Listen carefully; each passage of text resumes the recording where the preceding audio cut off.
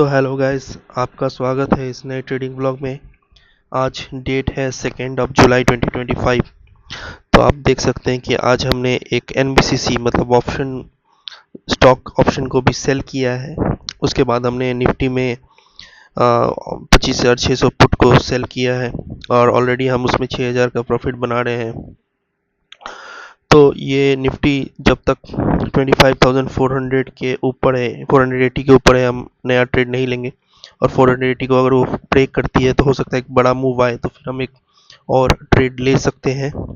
ऊपर में जब तक 25,600 के ऊपर नहीं जाती हम नया ट्रेड नहीं लेंगे। आज ट्रेंड नीचे की तरफ का है, ये देख सकते हैं। NBCC 120 पुट को हमने बेचा है 5 रुपये पे। उस पर हमें 650 का प्रॉफिट हो रहा है, वो 4.5 रुपये तक गया भी था। तो हमने उस पर 4.75 पे एक टारगेट सेट करके रखा है। जब भी वो 4.75 को हिट करेगी, अराउंड 15-1600 का प्रॉफिट होगा और हम उससे निकल जाएंगे। और उसके बाद होगा तो हम सेकेंड हाफ में एक और नया ट्रेड लेंगे। few minutes later. तो हेलो गाइस, वेलकम बैक। तो मैंने एक सेकेंड हाफ में एक और नया ट्रेड लिया है। तो उसमें हमने 5,000 रुपये का प्रॉफिट बनाया है। 25,500 के पुट को हमने बाई किया है। जो हमारा NBCC का 120 वाले पुट को हमने शॉर्ट किया था, वो हमारे टारगेट 4.75 को भी हिट कर चुका है।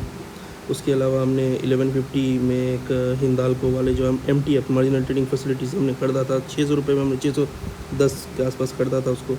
तो उस पर हमने 703 में बेचा है। और JSW स्टील को हमने 955 पे ख़रीदा था 20 क्वांटिटीज़, उसको हमने 1060 में बेच दिया है।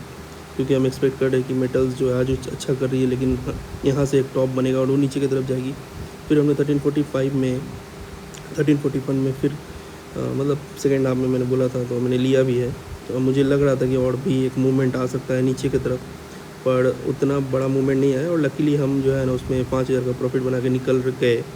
अगर हम उसको होल्ड करते तो उसमें एक बड़ा लॉस बन सकता था, वो मैं आपको आगे चार्ट में भी दिखाऊंगा। तो बेसिकली हमने तो 133 पे खरीदा, फिर 125 पे उसको एवरेज किया, फिर बहुत नीचे की तरफ चले गया था वो हमारा डीके करके ऑप्शन। फिर हमने 115 पे उसको बाई कर लिया है। फिर उसके बाद एक स्लाइट नीचे की तरफ और मूवमेंट आया, जिसकी वजह से हमारा ऑप्शन का प्रीमियम है वो प्रॉफिट में आ गया और अराउंड 5,000 के प्रॉफिट में हमने उसको एग्ज़िट कर दिया है। ओवरऑल हमारा 12,600 का प्रॉफिट हुआ है इस सब मिला के। तो आइए हम आपको ये दिखाएंगे अभी कि कैसे हमने जो है उसको लिया है, ट्रेड्स को लिया है। हम चार्ट पे आपको दिखाने वाले हैं जो बेसिकली कि कितना रिस्की हो सकता है कभी कभी एवरेजिंग करना। तो ये देखिए, ये हमारा ऑप्शन है।